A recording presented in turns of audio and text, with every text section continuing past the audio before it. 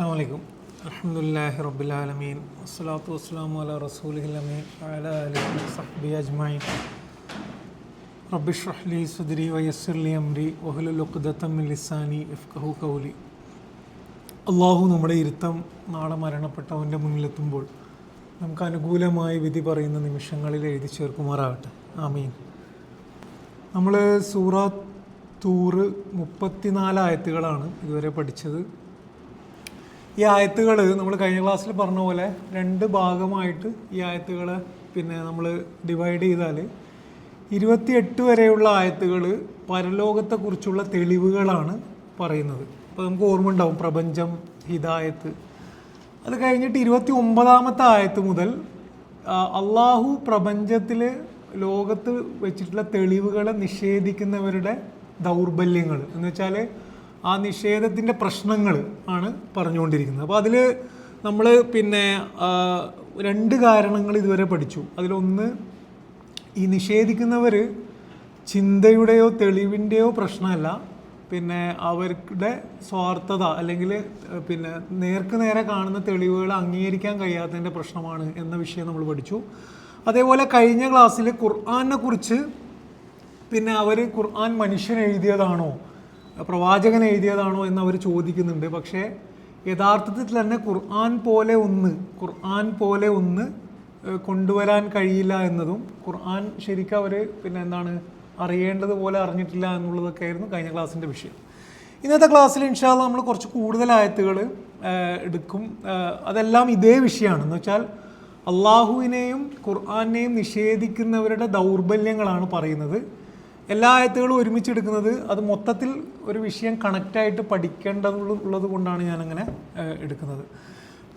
സാധാരണ നമ്മളെല്ലാ ആയത്തുകളുടെയും അർത്ഥം പറഞ്ഞിട്ട് അതിൻ്റെ വിശദീകരണത്തിലേക്ക് പോവുക ചെയ്യുക. ഇന്ന് അങ്ങനെയല്ല ചെയ്യുന്നത്. ഓരോ ആയത്തുകളെയും വിശദീകരിച്ചിട്ട് അടുത്ത ആയത്തിലേക്ക് പോവുകയാണ് ചെയ്യുക. അതാണ് കുറച്ചും കൂടി ഇത് മനസ്സിലാക്കാൻ എളുപ്പം തോന്നുന്നു. അപ്പോൾ ഇന്നത്തെ ക്ലാസ്സിൽ 3 വിഷയങ്ങളാണ് ഈ 35 മുതൽ 44 വരെ സൂറ അത്തൂറിലെ ആയത്തുകൾ പറയുന്നുണ്ട്. അതിലൊന്ന് സൃഷ്ടിപ്പുമായി ബന്ധപ്പെട്ടാണ്. എങ്ങനെയാണ് സൃഷ്ടിപ്പ് തുടങ്ങുന്നത്, ആരാണ് സൃഷ്ടിച്ചത് എന്ന വിഷയമാണ്. ഇതിന് ഇംഗ്ലീഷിൽ ഓണ്ടോളജി എന്ന് പറയും. ഇതാണ് വിഷയം. രണ്ടാമത്, സൃഷ്ടിച്ച് കഴിഞ്ഞ പ്രപഞ്ചത്തിനെ ആരാ നിയന്ത്രിക്കുന്നത്, അതാണ് രണ്ടാമത്തെ വിഷയം.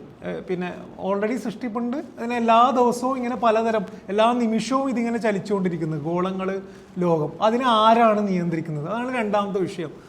ഇതിനെ സോവറിനിറ്റി എന്ന് പറയും, ആരാണ് ഇതിനെ നിയന്ത്രിക്കുന്നത്. മൂന്നാമത്, ഈ വിഷയങ്ങളെക്കുറിച്ചൊക്കെ മനസ്സിലാക്കാൻ അറിവ് എവിടുന്ന് ഒരാൾക്ക് കിട്ടും എന്ന് വെച്ചാൽ, ഇപ്പോൾ പ്രപഞ്ചത്തിൽ മനുഷ്യനുണ്ട്, മനുഷ്യൻ ജനിക്കുന്നുണ്ട്, അത് കഴിഞ്ഞിട്ട് നക്ഷത്രങ്ങളുണ്ട്. ഇതിനെയൊക്കെ വെച്ചുകൊണ്ട് ഒരാൾ എങ്ങനെയാണ് തൻ്റെ ജീവിതത്തിൻ്റെ ലക്ഷ്യം കിട്ടുക, അതിൻ്റെ അറിവ് എവിടുന്നാണ് കിട്ടുക. അപ്പോൾ അതിനെക്കുറിച്ചാണ് മൂന്നാമത്തെ വിഷയം എന്ന് പറയുന്നത്. അപ്പം ഇതിൽ ഈ 3 വിഷയത്തിലും ഖുർആൻ്റെ ബേസ് എന്താണെന്ന് ഞാൻ പറയാം. അത് കഴിഞ്ഞിട്ട് നമുക്ക് ആ ആയത്തിലേക്ക് പോവാം. ഖുർആൻ്റെ ബേസ് എന്താണെന്ന് വെച്ച് കഴിഞ്ഞാൽ, ഇത് ഖുർആനിൽ മൊത്തത്തിൽ നമ്മൾ ഖുർആൻ മൊത്തം വായിക്കുന്നവരാണെങ്കിൽ നമുക്കിത് മനസ്സിലാവും. ഖുർആൻ മൊത്തത്തിൽ പല രീതിയിൽ ചരിത്രം വെച്ചുകൊണ്ട്, പ്രകൃതി വെച്ചുകൊണ്ട്, പ്രപഞ്ചം വെച്ചുകൊണ്ടൊക്കെ പറയുന്നതിൻ്റെ ഒരു ചുരുക്കം ഇതാണ്. അള്ളാഹു ഖുർആനിൽ പറയുന്നത് ഒരു സാധനത്തിനെ സൃഷ്ടിക്കുക എന്നുള്ളത് മനുഷ്യൻ്റെ കഴിവിന് അപ്പുറമാണ്. അതാണ് അതിൻ്റെ ഒരു ബേസ് പോയിന്റ്. അതുകൊണ്ട് തന്നെ അതിൻ്റെ ബാക്കിൽ ഒരു സൃഷ്ടാവുണ്ട്. അത് മനുഷ്യനെ പോലെയല്ല, സൃഷ്ടികളെ പോലെയല്ല. സൃഷ്ടാവ് എന്ന് പറഞ്ഞാൽ സൃഷ്ടികളെ വലം യകുല്ലഹു കുഫുവൻ അഹദ്. ഇതാണ് എന്ന് വെച്ചാൽ നിങ്ങൾ ഏത് സൃഷ്ടിപ്പിനെ എടുത്തു നോക്കിയാലും, ഒരു പൂവിനെ എടുത്താലും നമ്മളെടുത്താലും ഒക്കെ നമുക്ക് മനസ്സിലാവുന്ന ഒരു കാര്യം, ഇതെന്ത് ചെയ്യാൻ കഴിയില്ല, ഒരാൾക്ക് ഒരു മനുഷ്യനുണ്ടാക്കാൻ കഴിയില്ല, ഒരു സൃഷ്ടിക്ക് ഉണ്ടാക്കാൻ കഴിയില്ല. ഇതൊരു വളരെ അത്ഭുതകരമായ ഒരു സാധനമാണ്. അതിന് അത്ഭുതകരമായി സൃഷ്ടിക്കാൻ കഴിയുന്ന ശക്തിയുള്ള, കഴിവുള്ള ഒരു സൃഷ്ടാവ് വേണം. ഇതാണ് അതിൽ ഒന്നാമത്തെ പോയിന്റ്, സൃഷ്ടിപ്പുമായി ബന്ധപ്പെട്ട്. രണ്ടാമത്, അള്ളാഹു ഖുർആൻ ആയത്തുകൾ നമ്മൾ വായിക്കുമ്പോൾ പറയുന്നത്, ഈ സൃഷ്ടിച്ച സാധനത്തിനെ നിയന്ത്രിക്കൽ തന്നെ വലിയ കഴിവിൻ്റെ പണിയാണ്. എന്ന് വെച്ചാൽ ഒരു പൂവുണ്ടാക്കിയിട്ട് കാര്യമില്ല. പൂവിങ്ങനെ നിരന്തരം വിടർന്ന് വരണം, അതിൽ നിന്ന് സുഗന്ധം വരണം, അത് വാടണം, മഴ പെയ്യണം, മഴ ഭൂമിൻ്റെ ഉള്ളിലേക്ക് പോകണം, പിന്നെ അവിടുന്ന് ചെടി വരണം, മനുഷ്യനുണ്ടാകണം, അവന് ഹൃദയം ഉണ്ടാകണം, കണ്ണുണ്ടാകണം, പിന്നെ അവൻ വളരണം, വയസ്സാകണം, മരിക്കണം, മരിച്ചു കഴിഞ്ഞിട്ട് അത് ഫോസിലാകണം, ആ ഫോസിലിൽ നിന്ന് ക്രൂഡ് ഓയിൽ. അപ്പോൾ ഈ നിരന്തര കുറേ സംഭവങ്ങൾ, മനുഷ്യർ തമ്മിൽ അടി നടക്കുന്നു, യുദ്ധം നടക്കുന്നു, അവർ തമ്മിലുള്ള ഇങ്ങനെ ധാരാളം സംഭവങ്ങൾ എല്ലാ നിമിഷവും ഈ ലോകത്ത് നടക്കുന്നുണ്ട്. ചില ആൾക്കാർക്ക് സമ്പത്ത് കിട്ടുന്നുണ്ട്, സമ്പത്ത് കിട്ടാതിരിക്കുന്നുണ്ട്. ഇതിനെ നിയന്ത്രിക്കൽ തന്നെ മനുഷ്യൻ്റെ കഴിവിനപ്പുറമാണ്, മനുഷ്യൻ്റെ നിയന്ത്രണത്തിനപ്പുറമാണ്. അതുകൊണ്ട് തന്നെ ഇതിൻ്റെ ബാക്കിൽ എന്തുണ്ട്? ഒരു സൃഷ്ടാവുണ്ട്. അതാണ് രണ്ടാമത്തെ വിഷയവുമായി ബന്ധപ്പെട്ട പോയിന്റ്.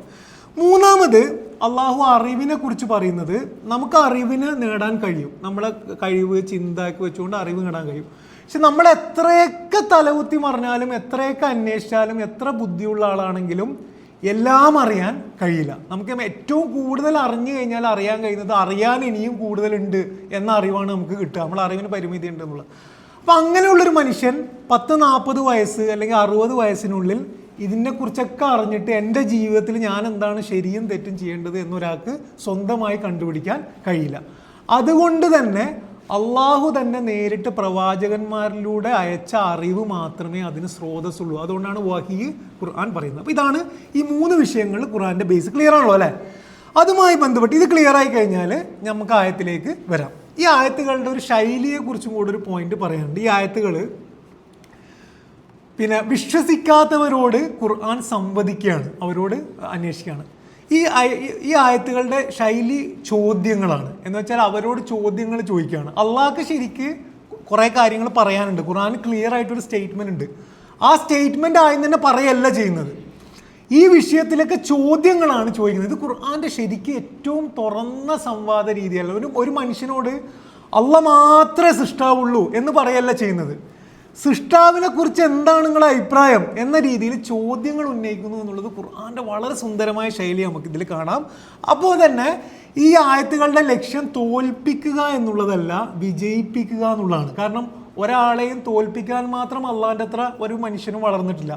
എല്ലാവരെയും സ്വർഗത്തിലേക്ക് വിജയിപ്പിക്കുക എന്നുള്ളതാണ് സൃഷ്ടാവിൻ്റെ ലക്ഷ്യം. അതുകൊണ്ടാണ് അള്ളാഹു മനുഷ്യൻ്റെ മനസ്സ് ക്ലിയർ ആകാൻ വേണ്ടിയിട്ട്, മനസ്സിൽ ചോദ്യങ്ങൾ ഉന്നയിക്കാൻ വേണ്ടിയിട്ട് ശൈലിയാണ് ഉള്ളത്. അപ്പോൾ ഇത്രയും ആമുഖം പറഞ്ഞിട്ട് നമുക്ക് ആയത്തിലേക്ക് പോകാം. ഒന്നാമത്തെ ആയത്ത് ഞാൻ പറഞ്ഞു സൃഷ്ടിപ്പിനെ കുറിച്ചാണ്. ഈ ചോദ്യം നോക്കും, വളരെ സുന്ദരമായ ഖുർആനിലെ സൂറത്തൂർ സുന്ദരമായ ആയത്തുകളിൻ്റെ കൂട്ടത്തിൽ എണ്ണാൻ കഴിയുന്ന ആയത്തുകളാണ് ഇനി പറയാൻ പോകുന്നത്. 35-ാമത്തെ ആയത്തിൽ അം ഹുലിക്കു മിൻ ഗൈരി ഷൈഇൻ. അപ്പോൾ അള്ളാഹു ചോദിക്കുകയാണ്, അതല്ല എന്ന് പറഞ്ഞാൽ ഇതിനു മുമ്പേ കുറേ വിഷയങ്ങൾ പറഞ്ഞിട്ടുണ്ട്. അതല്ല, ഹുലിക്കു മിൻ ഗൈരി ഷൈഇൻ. ഗൈരി ഷെയ്ഇൻ. ഷെയ് എന്ന് പറഞ്ഞു കഴിഞ്ഞാൽ നമ്മൾ ഖുർആനിൽ എപ്പോഴും ഓതിപ്പോകുന്നൊരു വാക്കാണ് ഷെയ്. എന്താണ്? അല്ലാഹു അലാ കുല്ലി ഷെയ്ഇൻ ഖദീർ. പക്ഷെ നമ്മൾ തീരെ ശ്രദ്ധിക്കാത്തൊരു സാധനമാണ് ഷെയ്. ഷെയ് എന്ന് പറഞ്ഞു കഴിഞ്ഞാൽ പിന്നെ എക്സിസ്റ്റൻസ് ഉള്ള, എന്ന് വെച്ചാൽ അസ്തിത്വമുള്ള എല്ലാം ഷെയ്യാണ്. എന്ന് വെച്ചാൽ എന്താണ്? ഒരു സാധനം, ഒരു വസ്തു, എല്ലാം എന്താണ്? ഷെയ് ആണ്. ഒരു തിങ് എന്ന് പറയില്ല നമ്മൾ, ഇപ്പം സംതിങ് എന്ന് പറയില്ല നമ്മൾ ഇംഗ്ലീഷിൽ, അതാണ് ഷെയ്.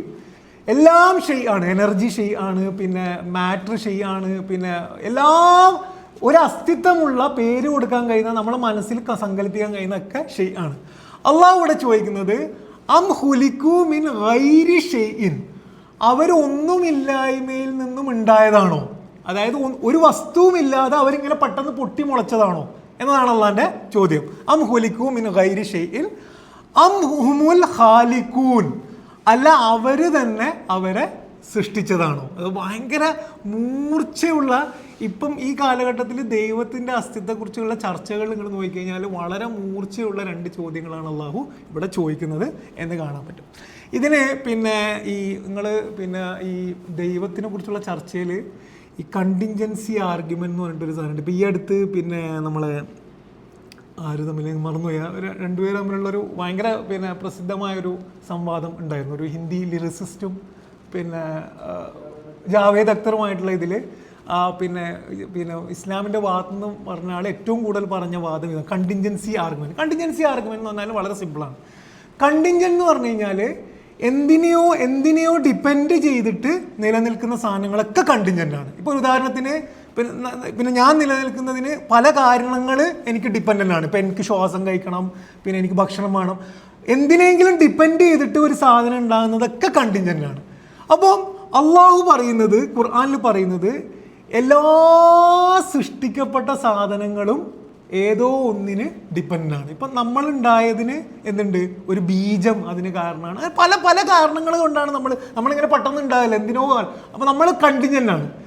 ഖുർആൻ പറയുന്നത് കണ്ടിഞ്ചൻസി ആർഗ്യുമെൻ്റ് എന്താന്ന് പറഞ്ഞു കഴിഞ്ഞാൽ, നമ്മൾ ഇതിൻ്റെ ബാക്കിൽ ഇപ്പം ഞാൻ ഉണ്ടായത് എങ്ങനെ, അപ്പം ഞാൻ പിന്നെ ബീജം ഉണ്ടായത് എങ്ങനെ, ഇങ്ങനെ ബാക്കിലേക്ക് പോയാൽ ഒരു പോയിന്റിലെത്തും. ഒരു അൾട്ടിമേറ്റ് നെസസിറ്റി ആയിട്ടുള്ളൊരു സാധനം ഉണ്ടാവും. അതാണ് ആര്? നമ്മൾ അള്ളാഹു എന്ന് പറയുന്നത്. അള്ളാഹു നമ്മൾ പേര് പറയുന്നതോടുകൂടി എന്തോ ഒരു പുതിയ സാധനത്തിന് ഇതാക്കല്ല ചെയ്യുന്നത്. അള്ളാഹു ആരാണ് എന്ന് എന്നോട് ചോദിച്ചാൽ, അല്ലെങ്കിൽ നമ്മളോട് ചോദിച്ചു കഴിഞ്ഞാൽ, ഖുർആനോട് ചോദിച്ചാൽ ഖുർആൻ പറയുന്നത്, നമ്മളൊരു സാധനത്തിൻ്റെ ബാക്ക് ഇതുണ്ടായത് എങ്ങനെ, കോസ് ഇങ്ങനെ അന്വേഷിച്ച് പോയിട്ട് ലാസ്റ്റ് ഒരു അൾട്ടിമേറ്റ് കോസ് ഇല്ലാണ്ട് ഈ സാധനം നിൽക്കൂല. അല്ലെങ്കിൽ ഇതിങ്ങനെ മാറിപ്പോയിക്കൊണ്ടിരിക്കും. ഇതിങ്ങനെ പോയി എല്ലാത്തിനും ഒരു കാരണത്തിനും ആവശ്യമില്ലാതെ, ഒരു കണ്ടിഞ്ചൻറ്റും അല്ലാത്ത ഒരു സാധനത്തിൻ്റെ ആവശ്യമുണ്ട്. അതാരാണ്? ആ സൃഷ്ടാവിനെ, ആ ശക്തിയെ ആണ് നമ്മൾ എന്ത് വിളിക്കുന്നത്? അള്ളാഹു എന്ന്. ക്ലിയർ ആണല്ലോ അല്ലേ? സിമ്പിളാണ്. ഇത് വളരെ ഇമ്പോർട്ടൻ്റ് ആണ്. അപ്പോൾ ഈ ആയത്ത് പറയുന്നത് എല്ലാത്തിനെയും ഉണ്ടാക്കപ്പെട്ടത് ഏതെങ്കിലും ഒരു ഷെയ്യിനെ കൊണ്ടാണ്. എന്താണ് ഷെയ് എന്ന് പറഞ്ഞാൽ? എന്തെങ്കിലും സംതിങ് കൊണ്ടാണ് ഉണ്ടായത്. എല്ലാ മനുഷ്യനും ഉണ്ടാക്കപ്പെട്ടത് എന്തിൽ നിന്നുകൊണ്ടാണ്? ഒരു ഷെയ്യിൽ നിന്നാണ്. അപ്പോൾ അള്ളാഹു ഇവിടെ ചോദിക്കുന്നത്, നിങ്ങൾ ഒന്നുമില്ലായ്മയിൽ നിന്നും, ഒരു ഷെയ്യും ഇല്ലാതെ ഒന്നുമില്ലായ്മയിൽ നിന്ന് സ്വയം തന്നെ ഉണ്ടായതാണോ എന്നാണ് അള്ളാഹു ഇവിടെ ചോദിക്കുന്നത് എന്ന് കാണാൻ പറ്റും. അപ്പം രണ്ട് പോസിബിലിറ്റിയാണ് അള്ളാഹു ഇവിടെ ചോദിക്കുന്നത്. ഒന്നുകിൽ എന്താണ്, നിങ്ങൾ ഒന്നുമില്ലായ്മയിൽ നിന്നും ഉണ്ടായി, എന്തിലെങ്കിൽ നിന്നുണ്ടായി എന്ന് പറഞ്ഞാൽ പിന്നെ അതെന്തിൽ നിന്നുണ്ടായി എന്ന് പറഞ്ഞിട്ട് ഇങ്ങനെ പോയിക്കൊണ്ടിരിക്കും. അല്ലെങ്കിൽ എന്താണോ, നമ്മൾ തന്നെ സൃഷ്ടാവാണ്. രണ്ടും ഇല്ലോജിക്കലാണ്.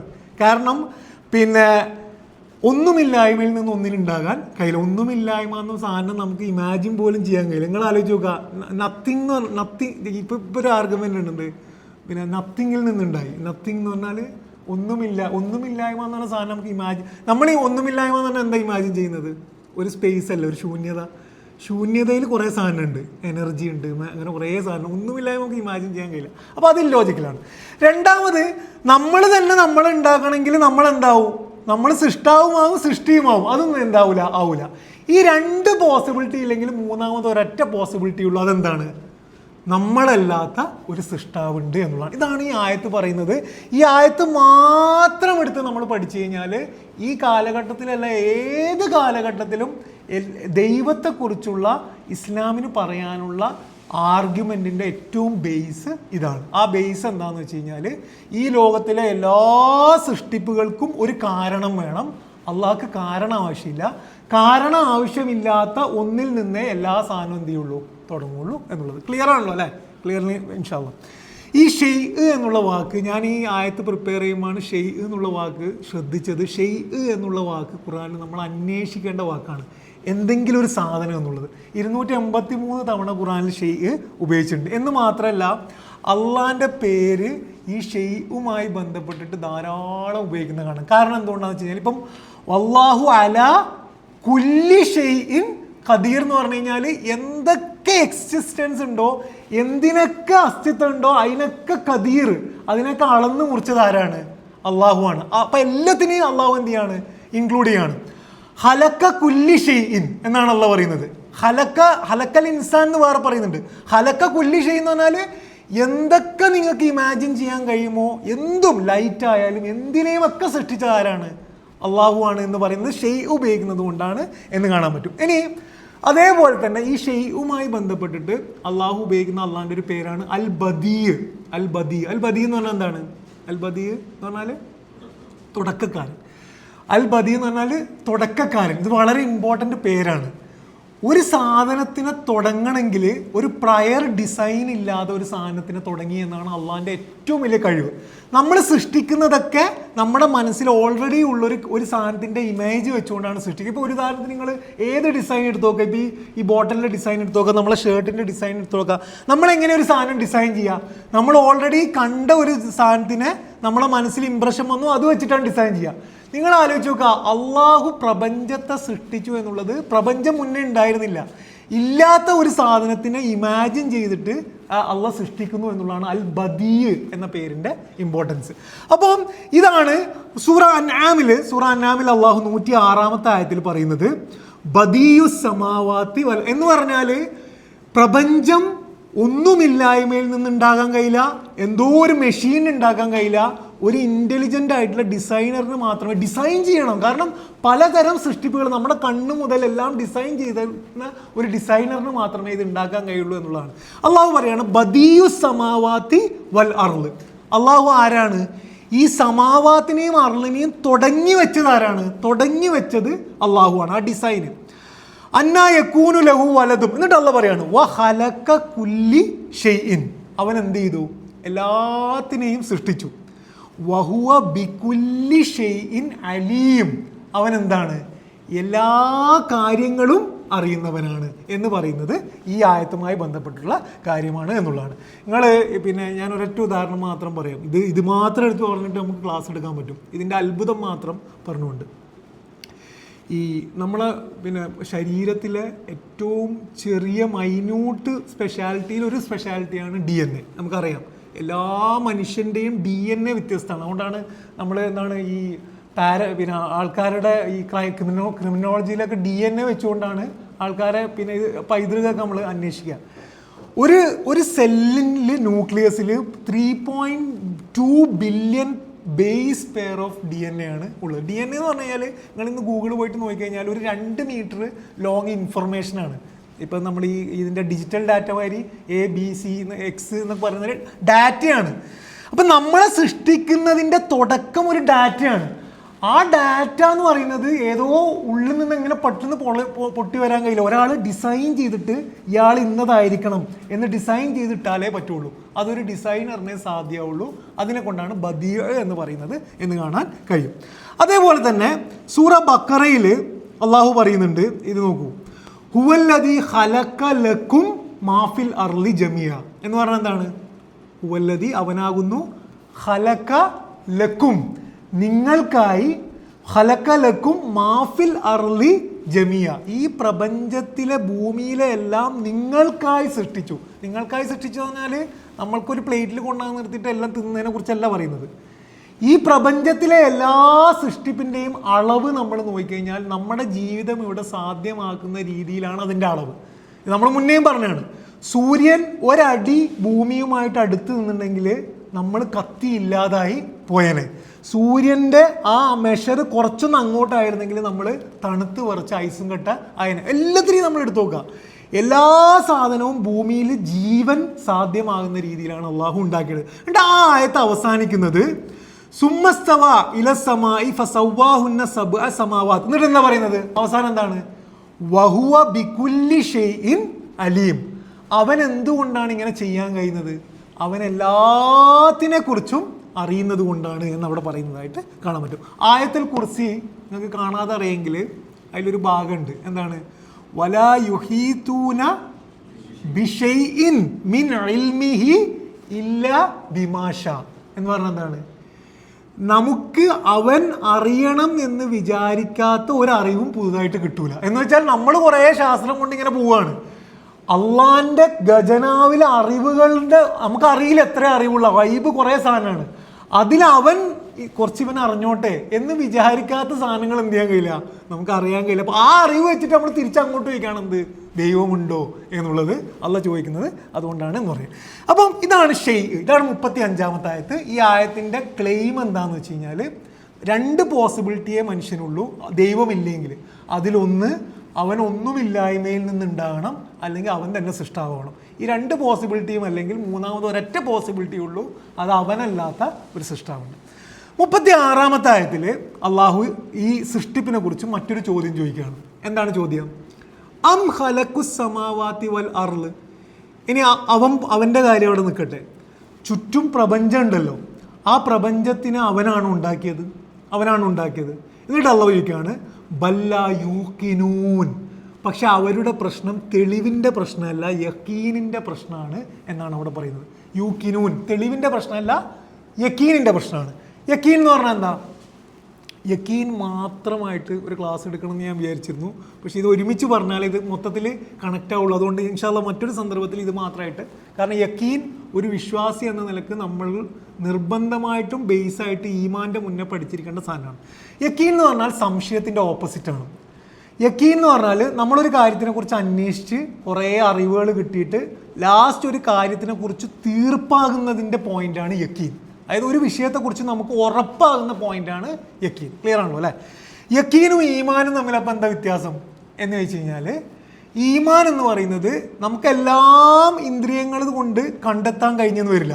പക്ഷെ നമ്മൾ ഇന്ദ്രിയങ്ങൾ കൊണ്ട് കണ്ടെത്തി യക്കീനായ സാധനത്തിൻ്റെ കൂടെയുള്ള എല്ലാ സാധനത്തിനോടും നമ്മൾ കമ്മിറ്റ് ചെയ്യുന്നതിൻ്റെ പേരാണ് ഈമാൻ. ക്ലിയർ ആണ് ഞാൻ പറഞ്ഞത്? ഞാൻ ഒരു ഉദാഹരണം പറഞ്ഞുതരാം.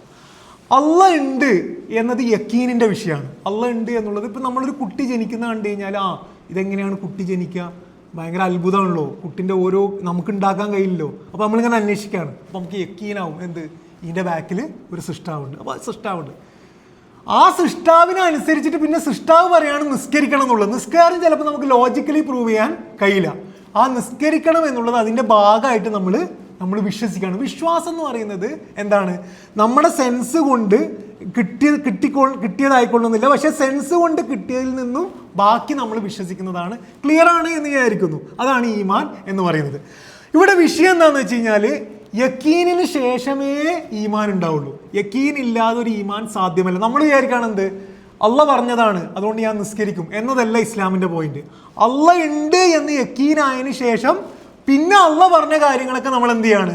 ഈമാൻ കൊണ്ട് ഏറ്റെടുക്കുകയാണ്. ഏതുപോലെ എന്ന് വെച്ച് കഴിഞ്ഞാൽ, പരലോകമുണ്ട് എന്നുള്ളത് യക്കീൻ്റെ വിഷയമാണ്. പരലോകമുണ്ട് എന്നുള്ളത് നമുക്ക് ലോജിക്കലി പ്രൂവ് ചെയ്യാൻ പറ്റും. പക്ഷെ പരലോകത്തിലെ ആപ്പിൾ തൂങ്ങിക്കിടക്കുന്നുണ്ട് എന്നുള്ളത് എന്തിൻ്റെ വിഷയമാണ്? ഈമാൻ്റെ വിഷയമാണ്. ക്ലിയർ ആണോ ഞാൻ പറയുന്നത്? അപ്പം ഈമാന് യക്കീൻ എന്നുള്ളതിൽ ഇതിൽ യക്കീൻ എന്ന് പറയുന്നത് ഇന്ദ്രിയങ്ങൾ കൊണ്ട് നമ്മൾ സാധ്യമാകുന്ന കാര്യമാണ് എന്നുള്ളതാണ്. എന്ന് വെച്ചാൽ ഈമാൻ്റെ സൈക്കിൾ എന്താണ്? തെളിവ്, അന്വേഷണം, തെളിവ്. ആ തെളിവ് കൊണ്ട് നമ്മൾ യക്കീനിലെത്തുന്നു. പിന്നെ യക്കീനിൽ നിന്ന് എന്താകുന്നു?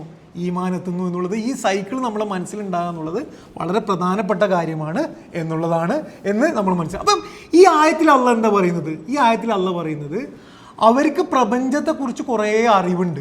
ഇപ്പം അവർക്ക് പ്രപഞ്ചത്തെ കാണുമ്പോൾ അത്ഭുതം തോന്നുന്നുണ്ട്. കുറേ ശാസ്ത്രീയമായ കണ്ടുപിടിക്കുന്നുണ്ട്. ഗോളങ്ങളെക്കുറിച്ച്, മാസിനെ കുറിച്ച്, ജൂപ്പിറ്ററിനെ കുറിച്ചൊക്കെ കണ്ടുപിടിക്കുന്നുണ്ട്. പക്ഷെ ഒരു യക്കീനിലെത്തുന്നില്ല, ഒരു കൺക്ലൂഷനിലെത്തുന്നില്ല. എന്ത്? ഇതിൻ്റെ ബാക്കിൽ ഒരു സൃഷ്ടാവുണ്ട് എന്ന യക്കീനിലേക്ക് അവരെന്ത് ചെയ്യുന്നില്ല, എത്തുന്നില്ല എന്നാണ് പറയുന്നത്. ക്ലിയർ ആണല്ലോ അല്ലേ? മനുഷ്യർ ചിന്തിക്കുന്നില്ല എന്നല്ല അള്ള പറയുന്നത്, ചിന്തിക്കുന്നുണ്ട്. പക്ഷെ ചിന്തിച്ചതിന് ശേഷം സംശയത്തിൽ നിരന്തരം നിലനിൽക്കുകയാണ്. ഒരു യക്കീനിൽ പോയിന്റ് എത്തിക്കഴിഞ്ഞാലേ പിന്നെ എന്തിലേക്ക് ചാടാൻ കഴിയുള്ളൂ? ഈമാനിലേക്ക് ചാടാൻ കഴിയുള്ളൂ എന്നതാണ് അള്ളാഹു ഇവിടെ പറയുന്നത് എന്ന് കാണാൻ പറ്റും. ഇനി വളരെ ഇൻട്രസ്റ്റിംഗ് ആയിട്ട് ഈ പോയിന്റ് മനസ്സിലാകാൻ ഞാനൊരു കാര്യം പറയാം. ഈ സൂറത്തിൽ 33-ാമത്തെ ആയത്തിൽ, നമ്മൾ കഴിഞ്ഞതിൻ്റെ മുന്നത്തെ ക്ലാസ്സിൽ ഖുർആനെ കുറിച്ചുള്ള വിഷയം പഠിക്കുന്നിടത്ത് അള്ള പറയുന്നത് അം യഖൂലൂന തഖവ്വലഹു, അവർ പറയാണോ ഒരു മനുഷ്യനാണ് ഇത് എഴുതിയത് എന്നുള്ളത്. ബല്ലാ യുഅ്മിനൂൻ എന്നാണ് അവിടെ ഉപയോഗിക്കുന്നത്. അവരെന്ത് ചെയ്യുന്നില്ല? വിശ്വസിക്കുന്നില്ല എന്നാണ് പറയുന്നത്. എന്ന് വെച്ചാൽ വഹീനെ കുറിച്ച് അള്ള പറയുന്നത് ഈമാനാണ്. ഈ ആയത്തിൽ എന്താ പറയുന്നത്? അം ഖലഖുസ് സമാവാതി വൽ അർള് ബല്ലാ യൂക്കിനൂൻ എന്നാണ് ഇവിടെ പറയുന്നത്. ഹലക്ക സമാവാതി വൽ അർള് എന്നതിന് യക്കീനാണ് ഉപയോഗിക്കുന്നത് എന്ന് കാണാൻ പറ്റും. ഇനി വേറൊരു ആയത്ത് ഞാൻ പറയാം, നമുക്ക് കാണാതെ അറിയുന്ന സൂറ ബഖറയുടെ തുടക്കത്തിൽ എന്താണ് പറയുന്നത്? അലിഫ് ലാം മീം ദാലിക്കൽ കിതാബു ലാ റൈബ ഫീ. പിന്നെന്താണ്? അല്ലദീന യുഅ്മിനൂന ബിൽ ഗൈബ്. ഈമാൻ എന്തിനെ കുറിച്ചാണ്? ഗൈബിനെ കുറിച്ചാണ്. കാണാൻ കഴിയാത്ത കാര്യമാണ്. അതിനെ നമുക്ക് കണ്ണുകൊണ്ട് കണ്ടിട്ട് എത്താൻ കഴിയില്ല. അതിനെക്കുറിച്ച് ഈമാനാണ് ഉണ്ടാകുന്നത്. പക്ഷെ എന്തുകൊണ്ടാണ് അതിൽ ഈമാൻ ഉണ്ടാകുന്നത്? അള്ള പറഞ്ഞത് കൊണ്ടാണ്. അള്ള നമുക്ക് യക്കീനാണ് ആയതുകൊണ്ടാണ് ഈ ബാക്കി കാര്യങ്ങൾ. എന്നിട്ട് എന്താ പറയുന്നത്? വല്ലദീന യുഅ്മിനൂന ബിമാ ഉൻസില ഇലൈക വമാ ഉൻസില മിൻ ഖബ്ലിക. വഹിയൊക്കെ ഈമാന്റെ വിഷയമാണ്. വബിൽ ആഖിറതി ഹും യൂഖിനൂൻ. യക്കീനാണ് എന്ത്? ആഖിറത്തിനെ കുറിച്ച് പറയുന്നത് എന്ന് കാണാൻ പറ്റും. ക്ലിയർ ആണല്ലോ അല്ലേ? അപ്പം ഈ ആയത്തിൽ അള്ളാഹു പറയുന്നത് എന്താണ് എന്ന് ചോദിച്ചു കഴിഞ്ഞാൽ, പിന്നെ അവർക്ക് ആദ്യത്തെ ആയത്തിൽ പറഞ്ഞത് സൃഷ്ടിപ്പിനെ കുറിച്ച് എന്താണ്? സൃഷ്ടിപ്പിനെ കുറിച്ച് അവർ സ്വയം ഉണ്ടായപ്പെട്ടതല്ല, അവർക്ക് സ്വന്തം അവർ തന്നെ സൃഷ്ടാവല്ല, അതുകൊണ്ടൊരു സൃഷ്ടാവുണ്ട്. രണ്ടാമത് പ്രപഞ്ചത്തിനെ കുറിച്ച് അവർക്ക് അത്ഭുതമുണ്ട്, ആശ്ചര്യമുണ്ട്, ചിന്തിക്കുന്നുണ്ട്. പക്ഷെ എന്ത് ചെയ്യുന്നില്ല? അവർ യക്കീനിൽ എത്തുന്നില്ല. മൂന്നാമത്തെ വിഷയം 37-ാമത്തെ ആയത്ത് നോക്കുക. അം ഇൻദഹും ഖസായിനു റബ്ബിക അം ഹുമുൽ മുസൈത്തിറൂൻ എന്നാണ്. മുസൈത്തിറൂൻ എന്നുള്ളതാണ്. അം ഇൻദഹും ഖസായിനു റബ്ബിക. എന്താണ് അള്ളാഹ് ചോദിക്കുന്നത് അവിടെ? അള്ളാഹുവിൻ്റെ ഖജനാവുകൾ അവരുടെ അടുത്ത് ഉണ്ടോ എന്നുള്ളത്. ഈ ഖസായിൻ എന്ന് പറഞ്ഞാൽ ഖജനാവ് നിങ്ങൾ ഖുർആനിൽ നോക്കിക്കഴിഞ്ഞാൽ അള്ളാഹു എന്തിനാണ് ഉപയോഗിക്കുന്നതെന്ന് വെച്ച് കഴിഞ്ഞാൽ നമുക്ക് കിട്ടുന്ന റിസ്ക് ഒക്കെ അള്ളാഹിൻ്റെ ഖജനാവ് എന്ന് വെച്ചാൽ അള്ളാഹിൻ്റെ അടുത്തുള്ള വിഭവങ്ങളുടെയും റഹ്മത്തിൻ്റെയും വലിയ ഖജനാവിൽ നിന്നുള്ള ചെറിയ ചെറിയ അളവിലുള്ള സാധനങ്ങളാണ് നമ്മളിവിടെ അനുഭവിക്കുന്നത്. നമ്മൾ അനുഭവിക്കുന്ന ഒരു സ്നേഹം, റഹ്മത്ത് എന്ന് പറയുന്നത് അള്ളാഹിൻ്റെ ഖജനാവിൽ നിന്നുള്ളതാണ്. നമ്മൾ ഈ ലോകത്തിനെ അള്ളാഹു നിയന്ത്രിക്കുന്നു എന്നുള്ളത് അള്ളാഹിൻ്റെ നിയന്ത്രണത്തിൻ്റെ വലിയൊരു ഖജനാവിൽ നിന്നുള്ള ചെറിയ സാധനങ്ങൾ മാത്രമാണ്. എന്ന് വെച്ചാൽ ഈ ലോകത്തിൻ്റെ നിയന്ത്രണത്തിൻ്റെ ഖജനാവ് അവരുടെ കയ്യിലുണ്ടോ എന്നാണ് അള്ളാഹു ഇവിടെ ചോദിക്കുന്നത്. ഏതുപോലെ എന്ന് വെച്ച് കഴിഞ്ഞാൽ ഖുർആനെ കുറിച്ച് അള്ളാഹു എന്താ പറയുന്നത്? ലൗഹുൽ മഹ്ഫൂൽ നിന്ന് എന്താണ് ഖുർആൻ അൻസല ഇറങ്ങാണ് ചെയ്യുന്നത്.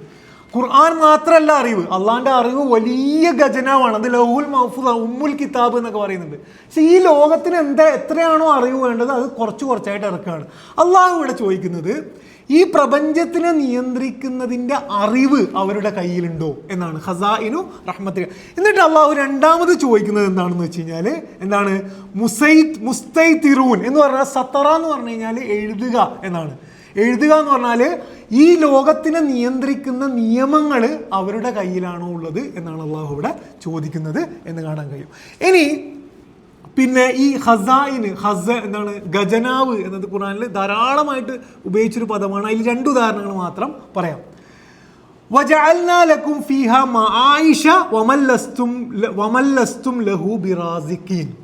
അള്ളാഹു പറയാണ് സൂറ ഹിജ്റിൽ 19-20. അള്ളാഹു ആണ് എന്ത് ചെയ്തത്? നിങ്ങൾക്ക് ആഹാരം നൽകുന്നതും നിങ്ങൾ ആഹാരം നൽകാത്തവർക്ക് നൽകുന്നതും ആരാണ്? അള്ളാഹുവാണ്. നമ്മൾ ആഹാരം നൽകാത്തവരെന്ന് പറഞ്ഞാൽ പക്ഷികളുണ്ട്, പറവകളുണ്ട്, ഈച്ചയുണ്ട്, കൊതുകുണ്ട്. നമുക്കിതൊന്നും അറിയുന്നില്ല. അള്ളാഹ് ചോദിക്കുകയാണ്, നമുക്ക് ആഹാരം നൽകുന്നതും പഠിച്ചവനാണ്, നമ്മൾ ആഹാരം കൊടുക്കാത്തവർക്കും പഠിച്ചവൻ. ഒരു തരത്തിൽ അള്ളാഹ് ഒരു പോയിന്റ് ഉന്നയിക്കുകയാണ്, നിങ്ങളാണോ ഇതിനെ നിയന്ത്രിക്കുന്നത്? എന്നിട്ട് അള്ളാഹ് പറയാണ് അവൻ്റെ കയ്യിലാണെന്ത്? ഇതിൻ്റെയൊക്കെ ഖജനാവുകൾ ഇരിക്കുന്നത്. വമാനുനസ്സിലു ഇല്ലാ ബി ഖദരിൻ മഅലൂം. കുറച്ചായിട്ട് അള്ളാഹ് അതെന്ത് ചെയ്യാണ്?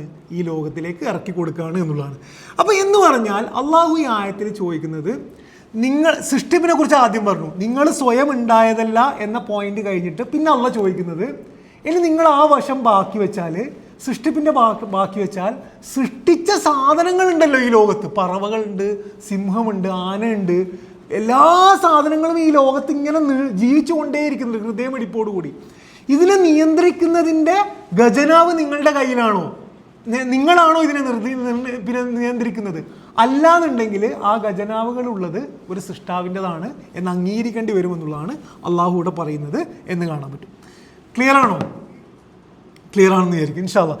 അപ്പം 3 കാര്യങ്ങൾ നമ്മൾ എക്സിസ്റ്റൻസ് പഠിച്ചു, അതേപോലെ തന്നെ ഇതിനെ നിയന്ത്രിക്കുന്നത് എങ്ങനെയാണ് എന്ന് പറഞ്ഞു. ഇനി 38-ാമത്തെ ആയത്തിൽ അള്ളാഹു പറയുന്നു, നോക്കൂ, ഇത് മറ്റൊരു ചോദ്യമാണ്, വളരെ എന്താണ് സുന്ദരമായി മനസ്സിൽ തട്ടുന്ന മറ്റൊരു ചോദ്യമാണ്. അംലഹും സുല്ലമും യസ്തമിഊന ഫീഹി. അംലഹും അവരുടെ കയ്യിലുണ്ടോ? സുല്ലമുൻ എന്ന് പറഞ്ഞാൽ അവിടെ എന്താണ് അർത്ഥം കൊടുത്തിട്ടുള്ളത്? ഏണി എന്നുള്ളതാണ്. ഏണി. എന്താണ് അവരുടെ കയ്യിൽ ഒരു ലാഡർ, ഒരു കോണി ഉണ്ടോ? യസ്തമിഊന ഫീഹ്, അവരതുകൊണ്ട് മുകളിലേക്ക് കയറിയിട്ട് കേൾക്കുന്നുണ്ടോ എന്നുള്ളതാണ് അള്ളാഹു ഇവിടെ ചോദിക്കുന്നത്. ഈ സുല്ലം എന്ന് പറഞ്ഞു കഴിഞ്ഞാൽ ശരിക്കൊരു സിംബോളിക്കായിട്ട് ഉപയോഗിക്കുന്നതാണ്.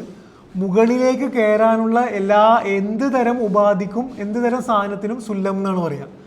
എന്തുകൊണ്ടാണ് ഇവിടെ ഉപയോഗിക്കുന്നത്? ഈ ലോകത്തിൻ്റെ എല്ലാ നിയന്ത്രണവും മുകളിൽ നിന്നാണ്. എന്ന് വെച്ചാൽ മുകളിൽ നിന്ന് അള്ളാഹിൻ്റെ അടുത്ത് നിന്നാണ്. ആ അള്ളാഹിൻ്റെ നിയന്ത്രണം കേട്ടിട്ട് അതുപോലെ നിയന്ത്രിക്കാൻ കഴിവ് അവർക്ക് കിട്ടുന്നത് അവർ മുകളിലേക്ക് കയറിയിട്ട് ഇതൊക്കെ കേൾക്കുന്നുണ്ടോ എന്നാണ് അള്ളാഹു ഇവിടെ ചോദിക്കുന്നത്. അപ്പോൾ അള്ളാഹു ഇവിടെ സുല്ലം എന്ന് പറഞ്ഞുകൊണ്ട് ഉപയോഗിച്ചിട്ട് ചോദിക്കുന്ന ചോദ്യം എന്താണെന്ന് വെച്ച് കഴിഞ്ഞാൽ, ഞാനല്ല ഇത് നിയന്ത്രിക്കുന്നത്, മറ്റൊരു ദൈവമല്ല ഇത് നിയന്ത്രിക്കുന്നതെങ്കിൽ ഈ നിയന്ത്രണത്തെക്കുറിച്ചുള്ള അറിവ് കേൾക്കാൻ മാത്രം അവർക്ക് മുകളിലേക്ക് കയറിയിട്ട് എന്തെങ്കിലും കേൾക്കാൻ കഴിയുന്നുണ്ടോ എന്നുള്ളതാണ് അള്ളാഹു അവിടെ ചോദിക്കുന്നത് എന്ന് കാണാൻ പറ്റും. ഈ സുല്ലം എന്നുള്ള പദത്തിന് വളരെ സുന്ദരമായിട്ട് വേറൊരു അർത്ഥമുണ്ട്. സുല്ലം എന്നുള്ള പദം വരുന്നത് സലമ എന്നുള്ള റൂട്ടിൽ നിന്നാണ്. സലമേന്ന് വരുന്നൊരു പദം പറഞ്ഞേ നമുക്ക് അറിയാവുന്ന ഇസ്ലാം, മുസ്ലിം, സലാം ഒക്കെ വരുന്നത് അതാണ്. ശരിക്കും സലാം എന്ന് പറഞ്ഞു കഴിഞ്ഞാൽ എല്ലാതരം അപകടങ്ങളിൽ നിന്നും രക്ഷപ്പെട്ട അവസ്ഥക്കാണ് സലാം എന്ന് പറയുക. ഇസ്ലാം എന്ന് പറഞ്ഞാൽ എല്ലാതരം അപകടങ്ങളിൽ നിന്നും രക്ഷപ്പെട്ടിട്ട് നമ്മൾ എത്തിച്ചേർന്ന ഒരു വ്യവസ്ഥയുടെ പേരാണ് ഇസ്ലാം. മുസ്ലിം എന്ന് പറഞ്ഞു കഴിഞ്ഞാൽ അപകടങ്ങളിൽ നിന്നൊക്കെ രക്ഷപ്പെട്ടിട്ട് സമാധാനത്തിന് വേണ്ടിയിട്ട് ഈ ഇസ്ലാമിന് സ്വയം സമർപ്പിച്ചവനാണ് ആര് പിന്നെ മുസ്ലിം. അപ്പോൾ സുല്ലം എന്താണ്? സുല്ലം എന്ന് പറഞ്ഞു കഴിഞ്ഞാൽ എല്ലാതരം അപകടങ്ങളിൽ നിന്ന് രക്ഷപ്പെടാൻ വേണ്ടിയിട്ട് മുകളിലേക്ക് കയറാൻ നമ്മുടെ കയ്യിലുള്ള ഒരു ഉപാധിയാണ്. എന്താണ്? ഒരു ആയുധമാണ്, നമുക്ക് കിട്ടിയ ഒരു ഉപകരണമാണ് എന്ത്? സുല്ലം എന്ന് പറഞ്ഞാൽ അള്ളാഹു ഇവിടെ പറയുന്നത് ഈ ലോകത്തിൽ രക്ഷപ്പെടാനുള്ള ജീവിതം എങ്ങനെയാണ് രക്ഷപ്പെടാൻ എന്നറിയാനുള്ളൊരു മാർഗം സുല്ലം നിങ്ങളുടെ കയ്യിലുണ്ടോ എന്നാണ് അള്ളാഹ് ചോദിക്കുന്നത്. അതിൻ്റെ മറുപടി എന്താണ്? അങ്ങനൊരു സുല്ലം, ഒരേ ഒരു സുല്ലമേ ഉള്ളൂ. എന്താണ് ആ സുല്ലം? ആ സുല്ലം ഒരൊറ്റ സാധനമുള്ളൂ, അത് ഖുർആനാണ്. അള്ളാഹു ഇറക്കിയ ഗ്രന്ഥത്തിലൂടെ മാത്രമേ ഈ ലോകത്തിൽ എങ്ങനെ വിജയിക്കാൻ കഴിയൂ എന്ന് നമുക്ക് മനസ്സിലാവുള്ളൂ എന്നുള്ളതാണ് ആ വിഷയവുമായി ബന്ധപ്പെട്ട് അള്ളാഹു പറയുന്നത് എന്ന് കാണാൻ പറ്റും. ഇനി 39-ാമത്തെ ആയത്തിൽ അം ലഹുൽ ബനാത്തു വലക്കുമുൽ ബനൂൻ എന്നാണ്. അം ലഹുൽ ബനാത്തു വലക്കുമുൽ ബനൂൻ, അതല്ല അവനുള്ളത് പെൺമക്കളും നിങ്ങൾക്ക് ആൺമക്കളുമാണോ? ഇപ്പം ഇത് പിന്നെ ഒരു സർക്കാസം പോലെ അള്ള പറയാണ്. എന്ന് വെച്ച് കഴിഞ്ഞാൽ ഈ ഖുറൈശികളുടെ ഒരു പ്രശ്നം, ഇത് നമ്മൾ സൂറ നജ്മിൽ പഠിച്ചിരുന്നു, നിങ്ങൾക്ക് ഓർമ്മ ഉണ്ടോ എന്നറിയില്ല. സൂറ നജ്ം അവരുടെ പ്രശ്നം, അവർക്ക് പെൺകുട്ടികളെ ഇഷ്ടമേ അല്ലായിരുന്നു. പക്ഷെ അവർ ആരാധിച്ചിരുന്ന ദൈവങ്ങളുടെയൊക്കെ സ്വഭാവം എന്താണ്? പെൺ ദൈവങ്ങളായിരുന്നു. എന്ന് മാത്രമല്ല അള്ളാൻ്റെ പെൺകുട്ടികൾ, പിന്നെ മലക്കുകൾ അള്ളാൻ്റെ പെൺകുട്ടികളായിരുന്നു എന്ന് പറഞ്ഞിരുന്നു. എന്ന് പറഞ്ഞു കഴിഞ്ഞാൽ പെൺകുട്ടികളെ ഇഷ്ടമില്ലാത്തവർ അവരുടെ ദൈവങ്ങളെയൊക്കെ പെൺകുട്ടികളാക്കുന്നതിൻ്റെ വൈരുദ്ധ്യത്തെ കുറിച്ചാണ് അള്ളാഹുവിടെ പറയുന്നത്. അള്ളാഹുവിടെ പറയുന്നൊരു വിഷയം, ഈ അവർക്ക് അറിയാത്ത കാര്യങ്ങളെക്കുറിച്ച് അവർ ഊഹിച്ചിട്ട് അവർ തന്നെ എത്തിയിട്ടുള്ള തെറ്റായ നിലപാടിനെ കുറിച്ച് അവരെ തന്നെ വിമർശിക്കാൻ വേണ്ടിയിട്ടാണ് അള്ളാഹുവിടെ ആ ചോദ്യം ചോദിക്കുന്നത് എന്ന് കാണാൻ പറ്റും. ഇനി 40-ാമത്തെ ആയത്തിൽ അം തസ്അലുഹും അജ്റൻ ഫഹും മിൻ മഗ്റമിൻ മുസ്കലൂൻ എന്നാണ്. അം തസ്അലുഹും അജ്റൻ, അതല്ല പ്രവാചകനോട് ചോദിക്കുകയാണ്, നീ അവരോട് വല്ല പ്രതിഫലവും ചോദിച്ചിട്ട് അവരാ കടബാധ്യതയാൽ ഭാരം പേറുകയാണോ എന്നുള്ളത്. അപ്പോൾ ഇതെന്താ വിഷയം? അപ്പോൾ ഓരോ വിഷയമായിട്ട് നമ്മൾ എടുത്തു കഴിഞ്ഞാൽ ആദ്യത്തെ വിഷയം സൃഷ്ടിപ്പിനെ കുറിച്ചുള്ളത് അള്ളാഹ് ക്ലിയർ ചെയ്തു. രണ്ടാമത് സൃഷ്ടിച്ച സാധനത്തിനെ പരിപാലിക്കുന്ന വിഷയത്തിനെ അള്ളാഹു ക്ലിയർ ചെയ്തു. മൂന്നാമത് ഈ സൃഷ്ടിച്ച സാധനത്തിൻ്റെ ഉള്ളിൽ ജീവിക്കുമ്പം എങ്ങനെ രക്ഷപ്പെടണം എന്ന അറിവ് നേടാനുള്ള സാധനത്തിനെ കുറിച്ച് ക്ലിയർ ചെയ്തു. അത് ഖുർആൻ മാത്രമേ ഉള്ളൂ, നിങ്ങൾക്ക് ഒരു സുല്ലമില്ല എന്ന് പറഞ്ഞു. നാലാമത് ഇത് എത്തിച്ചു തന്ന ആളുടെ ക്രെഡിബിലിറ്റി അള്ളാഹു ക്ലിയർ ചെയ്യാണ്. എന്ന് വെച്ച് കഴിഞ്ഞാൽ നിങ്ങൾക്ക് ഈ അറിവ് സ്വയം നേടാൻ കഴിയില്ല. ആ അറിവ് കൊണ്ടുവരുന്ന പ്രവാചകനോടുള്ള നിങ്ങളുടെ പ്രശ്നം എന്താണ്? ആ പ്രവാചകൻ സ്വന്തം ലാഭത്തിന് വേണ്ടി നിങ്ങളോട് എന്തെങ്കിലും പ്രതിഫലം ചോദിച്ചിട്ട് നിങ്ങൾ ആ കടബാധ്യത കൊണ്ട് എന്താണ് ബുദ്ധിമുട്ടുകയാണോ എന്നാണ് അള്ളാഹു ചോദിക്കുന്നത്. അപ്പം നാലാമത്തെ വിഷയം പ്രവാചകൻ സല്ലല്ലാഹു അലൈഹി വസല്ലമയുടെ ക്രെഡിബിലിറ്റി. പ്രവാചകൻ ആണ് ആ അറിവ് കൊണ്ടുവരുന്നത്. ആ അറിവ് കൊണ്ടുവന്ന സോഴ്സിൻ്റെ ക്രെഡിബിലിറ്റി അള്ളാഹു എന്ത് ചെയ്യാണ്? ക്ലിയർ ചെയ്യുകയാണ് ഈ ചോദ്യത്തിലൂടെ അള്ളാഹു ചെയ്യുന്നത് എന്ന് കാണാൻ പറ്റും. 41-ാമത്തെ ആയത്തിൽ അം ഇൻദഹുമുൽ ഗൈബു ഫഹും യക്തുബൂൻ, സെയിം ചോദ്യമാണ്. അവർക്ക് അഭൗതികമായ അറിവുണ്ടോ, അവരത് എഴുതിക്കൊണ്ടിരിക്കുകയാണോ എന്ന് ചോദിക്കുന്നതും നേരത്തെ പറഞ്ഞ വിഷയവുമായിട്ട് ബന്ധപ്പെട്ട് കിടക്കുകയാണ്. ഇനി ഇത്രയും പറഞ്ഞതിന് ശേഷം, ഇത്രയും തെളിവുകൾ മുന്നിൽ വെച്ചതിന് ശേഷം അവരിനിയും വിശ്വസിക്കുന്നില്ലെങ്കിൽ പിന്നെ അള്ളാഹു അവരുടെ ക്രെഡിബിലിറ്റിയെ ചോദ്യം ചെയ്യാണ് 42-ാമത്തെ ആയത്തിൽ. അം യുരീദൂന കൈദൻ, അതല്ല നിങ്ങൾക്ക് ഈ തെളിവൊക്കെ കിട്ടിയിട്ടും നിങ്ങളിത് വിശ്വസിക്കുന്നില്ലെങ്കിൽ അം യുരീദൂന കൈദൻ, അവരെന്തെങ്കിലും തന്ത്രം, സ്വാർത്ഥമായ എന്തെങ്കിലും തന്ത്രം പ്രയോഗിക്കുകയാണോ? ഫല്ലദീന കഫറു ഹുമുൽ മക്കീദൂൻ, അങ്ങനെയാണെങ്കിൽ അവർ തന്നെ ആ കുതന്ത്രത്തിൽ അവർ തന്നെ അകപ്പെട്ടു പോകും എന്ന് അള്ളാഹു പറയുന്നതായിട്ട് കാണാൻ പറ്റും. ഇനി ഈ ആയത്തുകളുടെ അവസാന 2 ക്ലെയിമുകൾ അള്ളാഹ് പറയണം അവസാനിപ്പിച്ചുകൊണ്ട്. ഇത്രയും ചോദ്യങ്ങൾ വളരെ ക്ലിയറായിട്ട് ആദ്യം തന്നെ സ്റ്റേറ്റ്മെൻറ്റ് പറയാതെ അവരുടെ എല്ലാ ചിന്തകളെയും റെസ്പെക്റ്റ് ചെയ്തുകൊണ്ട് അവരുടെ ചിന്തകളെ ഉണർത്തുന്ന ചോദ്യങ്ങൾ ചോദിച്ചിട്ട് അവസാനമാണ് അള്ളാഹ് ചെയ്യുന്നത് എന്ത്? ആ സ്റ്റേറ്റ്മെൻറ്റ് പറയുന്നത് അം ലഹും ഇലാഹുൻ ഗൈറുല്ലാ, അള്ളാഹു അല്ലാത്ത ഒരു ഇലാഹ് അവർക്കുണ്ടോ? ഇപ്പം നിങ്ങൾ ആലോചിച്ച് നോക്കാം, സ്വയം സൃഷ്ടിക്കപ്പെട്ടതല്ലെങ്കിൽ, സ്വന്തം തന്നെ സൃഷ്ടാവല്ലെങ്കിൽ, ഇത് മൊത്തം നിയന്ത്രിക്കുന്നത് നിങ്ങളല്ലെങ്കിൽ, ഇതിനെക്കുറിച്ചുള്ള അറിവ് നേടാൻ നിങ്ങൾക്ക് കഴിവില്ലെങ്കിൽ പിന്നെ ആകെ ഉള്ളൊരു ഓപ്ഷൻ അം ലഹും ഇലാഹുൻ ഗൈറുല്ലാ, അള്ളാഹു അല്ലാത്തൊരു ഇലാഹ് അവർക്കുണ്ടോ? സുബ്ഹാനല്ലാഹി അമ്മാ യുശ്രികൂൻ. നിങ്ങൾ അവന് പങ്കുവെക്കുന്നതിൽ നിന്നൊക്കെ പരിശുദ്ധനാണ് അവൻ എന്ന് പറഞ്ഞുകൊണ്ട് ആ ആയത്തുകൾ അവസാനിപ്പിക്കുകയാണ്. 44-ാമത്തെ ആയത്തിൽ ഈ ആയത്തിൻ്റെ പ്രത്യേകത എന്ന് വെച്ച് കഴിഞ്ഞാൽ ഇനിയുള്ള ഈ 44-ാമത്തെ ആയത്തിൽ അള്ളാഹു അവരുടെ ഒരു പ്രശ്നം പറയാണ്. വഇയറൗ കിസ്ഫൻ മിനസ്സമാഇ സാഖിതൻ യഖൂലു സഹാബുൻ മർകൂം. ആകാശത്ത് നിന്ന് ഒരു കഷ്ണം വീഴുന്നതായി അവർ കാണുകയാണെങ്കിൽ പോലും അവർ പറയും അത് മേഘമാണ് എന്ന് പറഞ്ഞു കഴിഞ്ഞാൽ ഇത്രയും തെളിവുകൾ മുന്നിൽ വന്നിട്ട് വിശ്വസിക്കുന്നില്ലെങ്കിൽ അവരുടെ മുന്നിൽ നേർക്ക് നേരെ ഒരു അത്ഭുതകരമായിട്ടൊരു ആകാശം തന്നെ വീണാൽ തന്നെ അവർ പറയും എന്ത്, ഇത് അത്ഭുതമല്ല മേഘമാണ് എന്നുള്ളത്. ഈ ആയത്തുകളുടെ ഒരു പ്രത്യേകത എന്താണെന്ന് വെച്ച് കഴിഞ്ഞാൽ ഖുർആൻ്റെ ശൈലിയുടെ ഒരു പ്രത്യേകത നിങ്ങൾ നോക്കിക്കഴിഞ്ഞാൽ ഈ ലാസ്റ്റ് പറഞ്ഞ 2 സാധനങ്ങൾ ശരിക്കും ആദ്യം പറഞ്ഞിട്ട് ഇത്രയും പറയാതെ എന്ത് ചെയ്യാമായിരുന്നു, ഖുർആൻ ഈ മൊത്തം ഡിസ്കഷൻ ക്ലോസ് ചെയ്യായിരുന്നു. എന്താണ്, അള്ളാഹു അല്ലാതെ ഒരു ഇലാഹില്ല എന്ന് പറയാമായിരുന്നു. നിങ്ങളിനി എന്തൊക്കെ തെളിവ് വന്നാലും വിശ്വസിക്കുകയില്ല എന്ന് പറയായിരുന്നു. ഖുർആൻ ചെയ്യുന്നത് എന്താണ്, ഓരോ ചോദ്യങ്ങൾ ചോദിച്ചിട്ട് ഒരു സംവാദ ശൈലിയിൽ, തുറന്ന സംവാദ ശൈലിയിൽ അതിൻ്റെ ഓരോ പോയിന്റുകൾ ക്ലിയർ ചെയ്തിട്ട് അവസാനം അള്ളാഹു കൺക്ലൂഡ് ചെയ്യണമെന്ത്, ഇത്രയും തെളിവുകൾ വിശ്വസിക്കാൻ നിങ്ങൾ തയ്യാറായിട്ടില്ലെങ്കിൽ 2 കൺക്ലൂഷനേ സാധ്യമുള്ളൂ. അതിലൊന്നെന്താണ്, ഒന്ന് നിങ്ങൾ സ്വാർത്ഥമായ എന്തെങ്കിലും ലാഭം കൊണ്ട് ഇതിനെ വെറുതെ എതിർക്കുകയാണ്, പ്രിജുഡിസ് കൊണ്ട്, മുൻവിധി കൊണ്ട് എതിർക്കുകയാണ്. അല്ലെങ്കിൽ എന്തൊക്കെ തെളിവുകൾ വന്നാലും വിശ്വസിക്കുകയില്ല എന്നുള്ളതാണ് അവരുടെ നിലപാട് എന്ന് അള്ളാഹു പറയുന്നതായിട്ട് കാണാൻ പറ്റും. അപ്പം ഈ ആയത്തുകളുടെ ഒരു സമ്മറി പോയിട്ട് ഈ 35 മുതൽ 44 വരെയുള്ള ആയത്തുകളെ മാത്രം എടുത്തിട്ട് എണ്ണി അതിൻ്റെ പോയിന്റുകൾ മാത്രം എടുത്ത് വായിച്ചു നോക്കി കഴിഞ്ഞാൽ ഞാൻ മനസ്സിലാക്കുന്നത് ഈ കാലഘട്ടത്തിൽ ദൈവത്തെക്കുറിച്ചും മതത്തെക്കുറിച്ചുള്ള ഒരുവിധം എല്ലാ ചോദ്യങ്ങളോടും ഇസ്ലാം എങ്ങനെയാണ് പ്രതികരിക്കുന്നത് എന്നതിനെ വളരെ സുന്ദരമായിട്ട് നമുക്ക് മനസ്സിലാക്കാൻ കഴിയും. അള്ളാഹു നമ്മളെയൊക്കെ അനുഗ്രഹിക്കുമാറാകട്ടെ. പടച്ചവൻ നമ്മുടെ അറിവുകൾക്ക് കൂടുതൽ വെളിച്ചം നൽകുന്ന രീതിയിൽ ഖുർആൻ വായിക്കാനുള്ള ഒരു ഈമാൻ അള്ളാഹു നമുക്ക് നൽകുമാറാകട്ടെ. റബ്ബനാ തഖബ്ബൽ മിന്നാ ഇന്നക അൻത സമീഉൽ അലീം വതുബ് അലൈനാ ഇന്നക അൻത തവ്വാബുർ റഹീം. ആമീൻ ആമീൻ ബിറഹ്മതിക യാ അർഹമർ റഹീമീൻ. അസ്സലാമു അലൈക്കും.